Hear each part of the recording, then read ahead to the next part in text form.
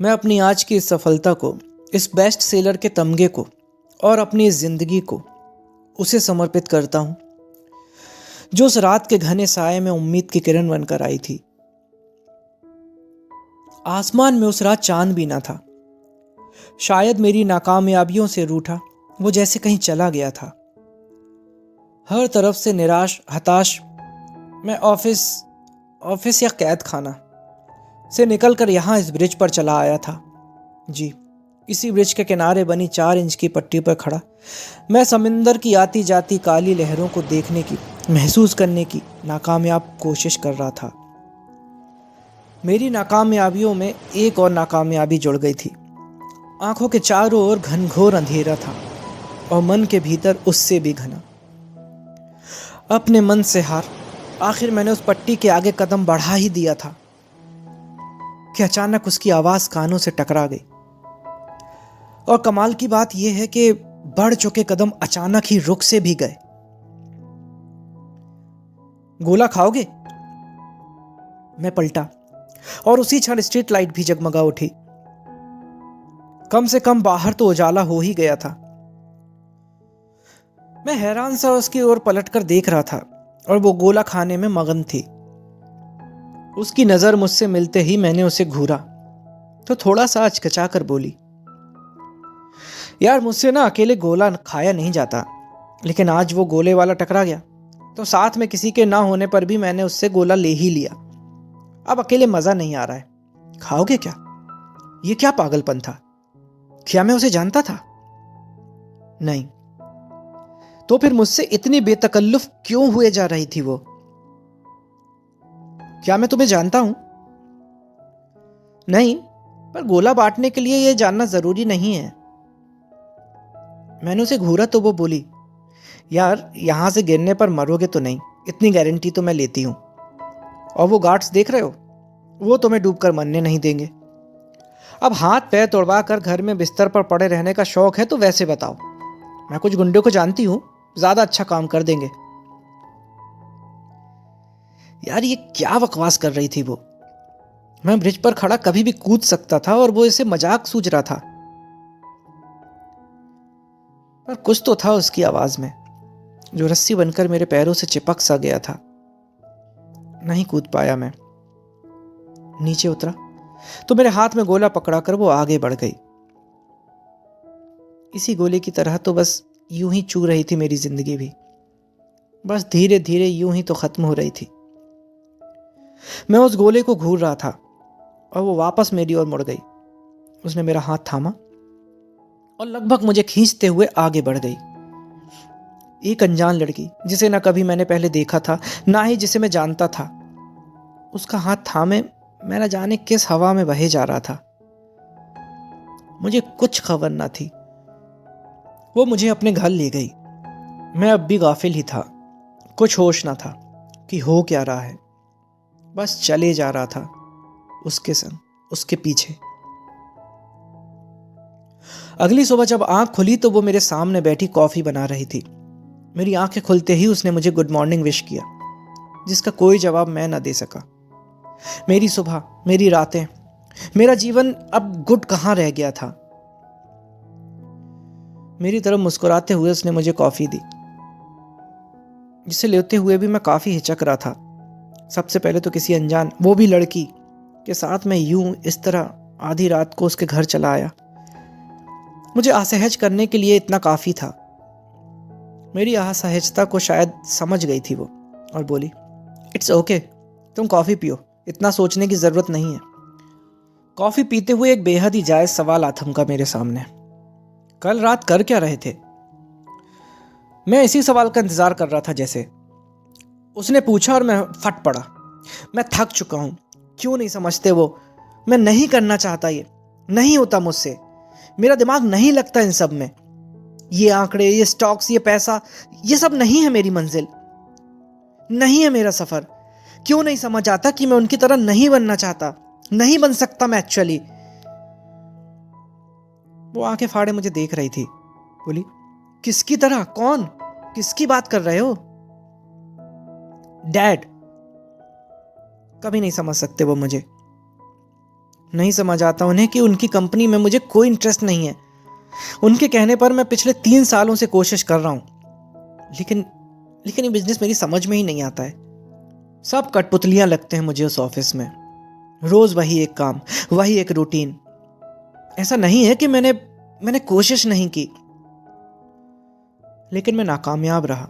Fail हो गया मैं पापा को उनका मनचाहा रिजल्ट देने में। पर समझते नहीं है वो कि मैं नहीं बना उन सब के लिए। किसके लिए बने हो फिर? मैं लिखना चाहता हूं, लेखक बनना चाहता हूं, लेकिन वो माहौल ही नहीं मिलता है मुझे। लेखन को माहौल की नहीं, मन की जरूरत होती है। बड़ी सहजता से बोल दिया था उसने। मैं अब उसे आंखें फाड़ कर देख रहा था। वो अपनी कॉफी खत्म करके उठी और शायद मुझे समझ में आ गया था कि मैं क्या करना चाहता हूं। अपनी कॉफी खत्म करके मैं अपने रास्ते निकल गया, उसका एहसास मन में लिए। वो डांस क्लास चलाती थी। ग्लास डोर के आगे खड़ा मैं उसे देख रहा था। वो सागर की लहरों की तरह डोल रही थी। उसकी आंखें उसके हाथ बजते संगीत के साथ बह रहे थे और मेरी आंखें उसके साथ यहां वहां डोल रही थी। वो बिल्कुल गाफिल थी अपने नृत्य में और मैं खोया था उसमें कुछ यूं कि अपनी भी खबर ना थी मुझे। चंद लम्हों बाद उसका हाथ मेरे कंधे पर आया तो होश आया कि वो बाहर आ गई थी। कैसा था? बस एक सवाल पूछा उसने। मैं क्या बताता उसे कि कैसा था। बस नजरें झुकाकर सिर ही हिला सका। खिलखिला उठी थी वो। उसकी हंसी ले जा रही थी मुझे कहीं दूर, अपनी झल्लाहटों से, अपनी नाकामयाबियों से। दिन बीत रहे थे। ऑफिस में मेरा ध्यान अब लगने लगा था। पापा के चेहरे पर सुकून बिखरने लगा था। मैं खुश था, इसलिए नहीं कि स्टॉक्स उछल रहे थे, इसलिए भी नहीं कि कलम को गति भी मिल रही थी, बस इसलिए क्योंकि उसका खिलखिलाता चेहरा अब मेरे सामने होता था। वो जब नाचती थी तो मेरा मन भी मोर की मानिंद नाचने लगता था। वो जब डूब जाती थी उस संगीत में, उस धुन में, जब थिरकती थी उस ताल पर, तो मेरा मन भी उसके साथ भी थिरकने लगता था उसकी ताल पर। कुछ तो था उसमें जो अलग था। शायद उसका चीजों को, लोगों को, जीवन को देखने का नजरिया, या फिर शायद उसकी मौजूदगी ही जो सच्चाई से भरी थी। खुश मिजाज सी वो जब मेरे करीब होती तो एक सुकून तैर जाया करता था हवा में जैसे।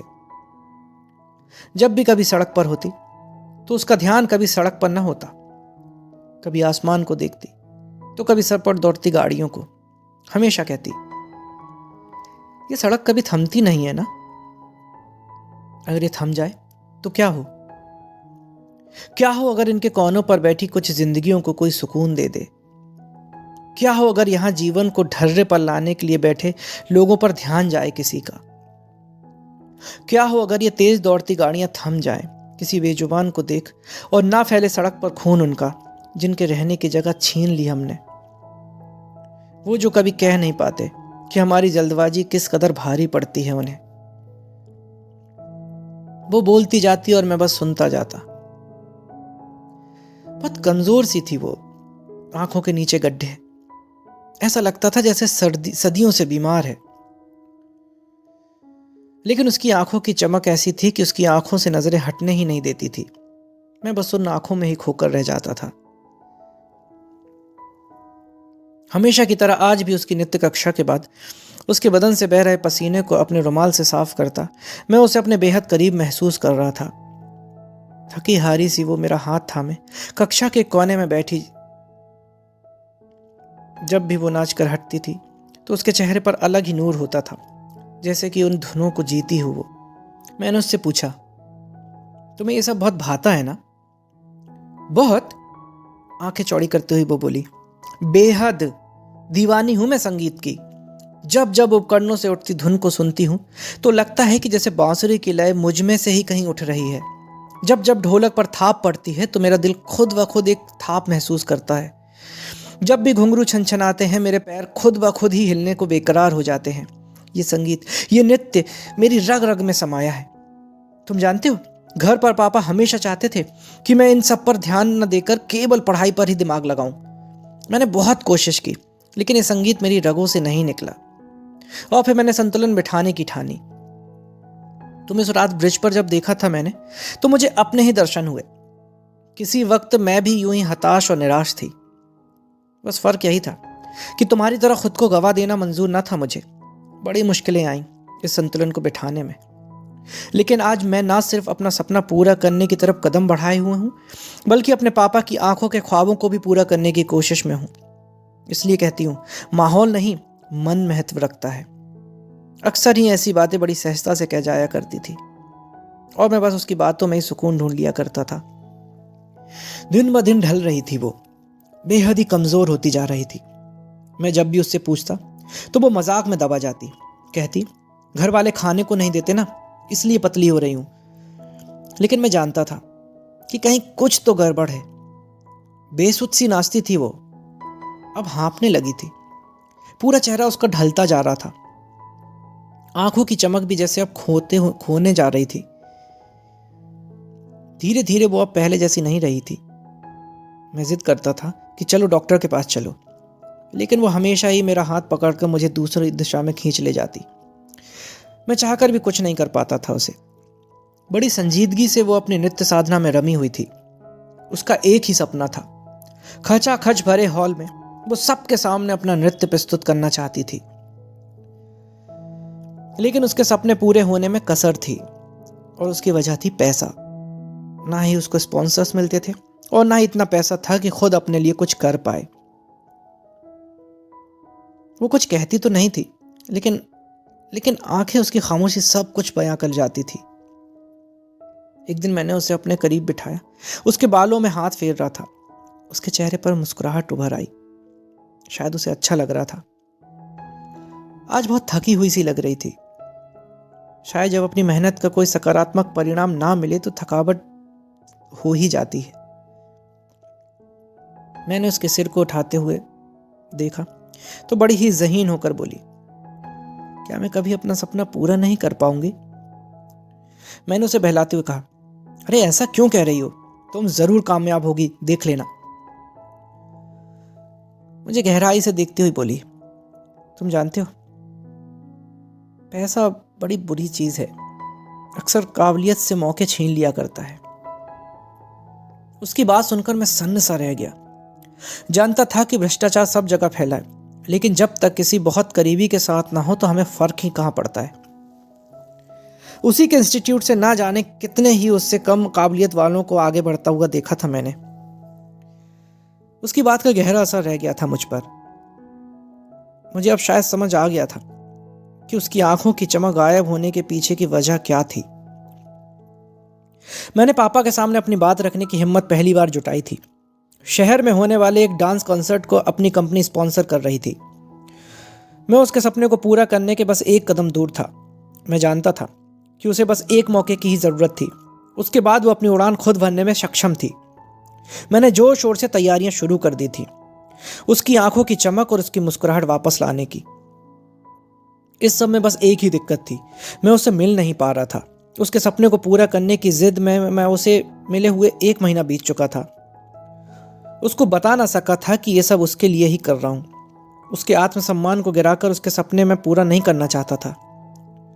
अक्सर मुझसे उलझ जाया करती थी कि क्यों समय नहीं दे पा रहे हो मुझे, और मैं बस मंच पर थिरकते हुए उसके कदमों को सोचकर मन ही मन खुश हो लेता था और उसको बिजी हूं कहकर टाल देता था। एक दिन अचानक ही सुबह उसका फोन आया। उसकी खनखनाती आवाज आज ज्यादा ही खुश सुनाई पड़ रही थी। लगभग चीखते हुए बोली थी वो, मुझे मौका मिल गया। आज सुबह ही सर का कॉल आया था। आने वाले शहर के सबसे बड़े कंसर्ट में मुझे परफॉर्म करने का मौका मिल रहा है। I am feeling like on the top of the world. मैं बहुत खुश हूं। तुम आज मिल सकते हो क्या? मैं बस पीछे दीवार से सिर टिकाकर ही रह गया था। ये खुशी, ये खनक ही तो सुनना चाहता था। आज आखिर मुझे वो मिल ही गया था जो मैं चाहता था। उसके कदम थिरक रहे थे। आज फिर बेसुध होकर वो नाच रही थी उस बड़े हॉल में, उबल पड़ने को तैयार। भीड़ के बीच आज उसका सपना पूरा हो गया था। उसकी साधना मंजिल तक पहुंच गई थी। संगीत खत्म होने पर तालियां ही तालियों से पूरा हॉल गूंज रहा था, लेकिन वो तालियों की गूंज ज्यादा देर टिक ना सकी। अपने कत्थक के आखिरी फेरे लेते हुए तालियों के गूंज के बीच वो गश खाकर नीचे गिर पड़ी थी। पूरे हॉल में सन्नाटा सा पसर गया। मैं उसे अब गोद में लेकर कार की ओर बढ़ चला था। नाक से उसके खून बह रहा था।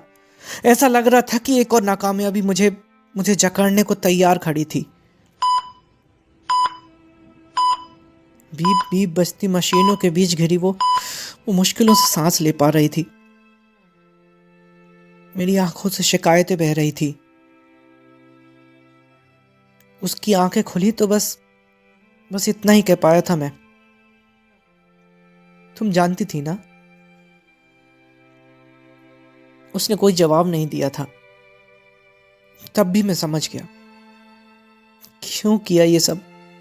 तुम जानती थी कि तुम्हारे लिए ये चलना फिरना भी कितना खतरनाक है, फिर ये सब करने का रिस्क क्यों लिया।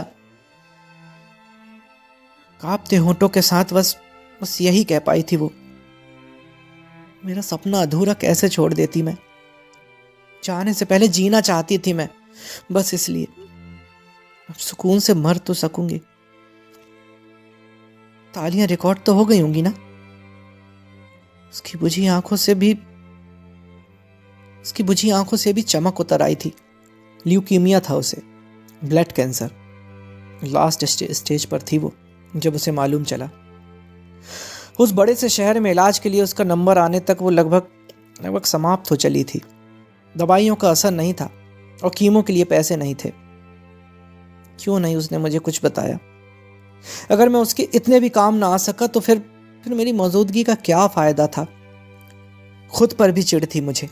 क्यों मैंने उससे जबरदस्ती नहीं पूछा। मैं उसका हाथ अपने हाथ में थामे बस बैठा ही रह गया। 6 महीने के इलाज और कीमो के बाद भी मैं उसे बचा ना सका। लेकिन मेरे मन में खुद को बसा गई थी वो। जाते जाते भी अपने सपने के लिए जीने का हुनर सिखा गई थी वो। कोई भी काम को करने के लिए माहौल की नहीं, बस मन की जरूरत होती है, इसका एहसास पुरजोर करा गई थी वो। मेरी ये किताब उसी चलती सड़क के किनारे बैठे लोगों का दर्द, उनकी तकलीफें और उनका समाधान उपलब्ध कराती है। उसके साथ रहकर उसकी आंखों से मैं जितना उस सड़क को, इसकी तेजी को और इनके लोगों को देख सका, वो सब कलम के जरिए कागज पर उतार दिया मैंने और कर दी है शुरुआत अपने सपने को पूरा करने के सफर की। तो दोस्तों, अगर आपको ये कहानी पसंद आई है तो इसे एक लाइक जरूर करें। आपका एक लाइक हमें प्रोत्साहित करता है आगे भी ऐसी और अच्छी कहानियां लाने के लिए। और सब्सक्राइब करें अपने इस चैनल को ताकि मेरी हर कहानी सबसे पहले आप तक पहुंचे। Thank you.